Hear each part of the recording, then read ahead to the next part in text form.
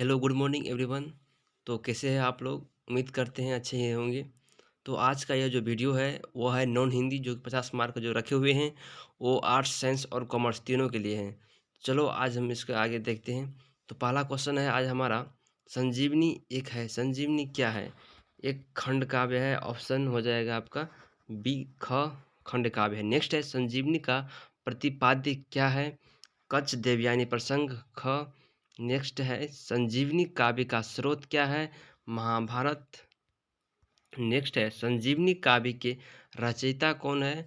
आरती प्रसाद सिंह क। नेक्स्ट है, आरती प्रसाद सिंह की रचना है क्या? संजीवनी। संजीवनी काव्य का प्रारंभ होता है कहाँ से? तो हो जाएगा आपका घ देवासुर संग्राम से। शंकराचार्य कौन थे? दानवों के गुरु ख। नेक्स्ट है हमारा, कच्छ कौन था? कच्छ जो था वह बृहस्पति का पुत्र था ग। नेक्स्ट है, कच्छ कितने वर्षों तक शुक्राचार्य के आश्रम में रहता है? 10 वर्ष तक। नेक्स्ट है, कच्छ के हत्या के अंतिम प्रयास में दानव क्या करते हैं? ख। कच्छ को मारकर उसके शरीर का भस्म बनाकर पेय में मिलाकर शुक्राचार्य को पिला देते हैं। नेक्स्ट है, देवयानी किसकी पुत्री है? शुक्राचार्य की। शुक्राचार्य कहाँ निवास करते हैं? इसका हो जाएगा आपका तमसा नदी के तट पर क। नेक्स्ट है हमारा, शुक्राचार्य को कितनी बार संजीवनी का आह्वान करना पड़ा? 3 बार। दानव सेना किस पर आक्रमण करती है? अमरावती पर। संजीवनी विद्या प्राप्त कर कच्छ सर्वप्रथम किसे जीवित करता है? शुक्राचार्य को। नेक्स्ट है, देवयानी के समक्ष कच्छ अपनी तुलना किससे करती है? देवयानी के समक्ष कच्छ अपनी तुलना किससे करता है? ख जलधार से। कच्छ देवयानी को किस रूप में देखता है? बहन के रूप में ख। कच्छ शुक्राचार्य संवाद किस सर्ग में आया है? दोनों में। तीसरा सर्ग और छठा सर्ग ग दोनों में। संजीवनी काव्य की नायिका कौन है? देवयानी। कच्छ कहाँ का रहने वाला है? अलक्कापुरी। नेक्स्ट है, संजीवनी काव्य का नायक कौन है? कच्छ यानी कि देवयानी। नेक्स्ट है, बृहस्पति कौन है? कच्छ के पिता भी है और देवगुरु भी है। ऑप्शन सी हो जाएगा, यानी कि दोनों। संजीवनी किनकी कृति है? आरती प्रसाद सिंह की। संजीवनी विद्या किसके पास थी? शुक्राचार्य के पास। कच्छ किस काव्य का पात्र है? संजीवनी ग हो जाएगा। नेक्स्ट है, संजीवनी ऐतिहासिक काव्य है या पौराणिक? पौराणिक काव्य है। शुक्राचार्य की पुत्री का क्या नाम था? देवयानी। संजीवनी का नायक कौन है? कच्छ। देवयानी किस काव्य की कृति है? संजीवनी। नेक्स्ट चैप्टर है आपका पाषाणी। इसका पहला क्वेश्चन है, पाषाणी कृति काव्य के कवि है कौन? जानकी वल्लभ शास्त्री। नेक्स्ट है हमारा, कला की दृष्टि में पाषाणी है क्या है? गति काव्य है, गीति काव्य है क। गंगा अवतरण के नायक कौन है? क भागीरथी। भागीरथी किस काव्य के नायक है? गंगा अवतरण क। नेक्स्ट है, उर्वशी संगीत में कितने दृश्य है? 4। नेक्स्ट है हमारा, पुरूरवा किस काव्य का पात्र है? इसका हो जाएगा आपका उर्वशी ख। मेनका और रंभा किस काव्य की पात्रा है? उर्वशी क। पाषाणी किसे कहा जाता है? अहल्या को। पाषाणी किनकी कृति है? जानकी वल्लभ शास्त्री घ। नेक्स्ट है, उर्वशी ऐतिहासिक पात्र है या पौराणिक? पौराणिक पात्र है। गंगा अवतरण किस पुस्तक में संकलित है? पाषाणी में। नेक्स्ट है, पाषाणी किस विद्या की रचना है? पाषाणी किस विद्या की रचना है? गीति नाटक्य ख। पृथ्वी पर गंगा अवतरण किनके सप्रयास से हुआ था? भागीरथी से। नेक्स्ट है गंगा अवतरण पौराणिक रचना है या ऐतिहासिक? पौराणिक। नेक्स्ट है भारतीय संविधान में हिंदी को मान्यता मिली है किसके रूप में? राजभाषा के रूप में। प्रथम राजभाषा गठन कब हुआ था? 1955 ईस्वी में। ये प्रथम राजभाषा आयोग में सदस्यों की संख्या कितनी थी? 20 थी। Option C.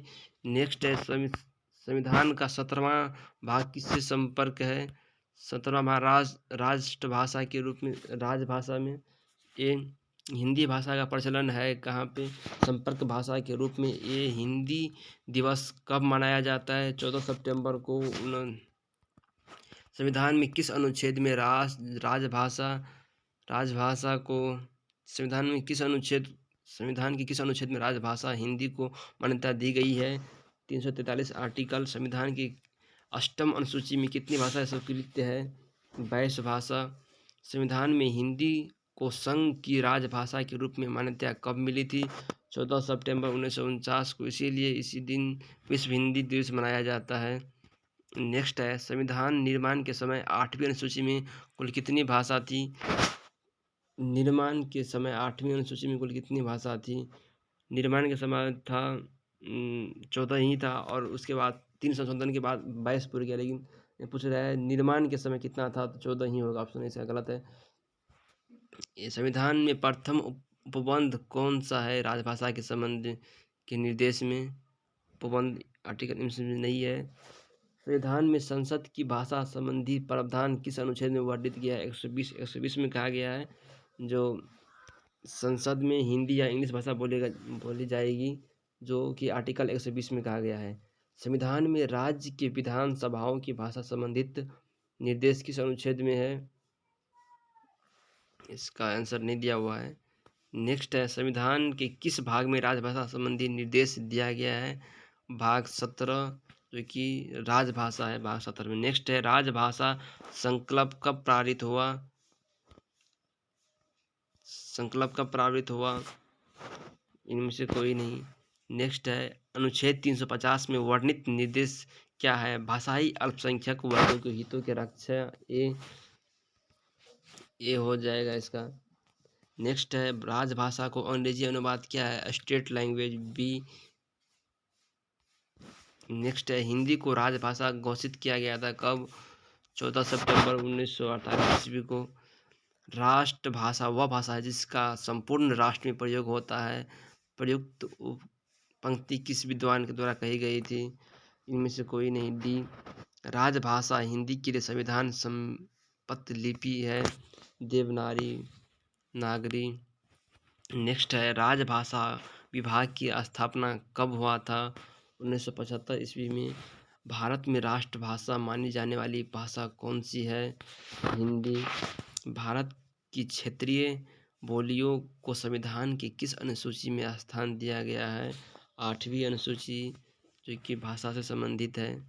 नेक्स्ट है सरकारी कामकाज के लिए प्रयुक्त होने वाली भाषा को क्या कहा जाता है? राजभाषा।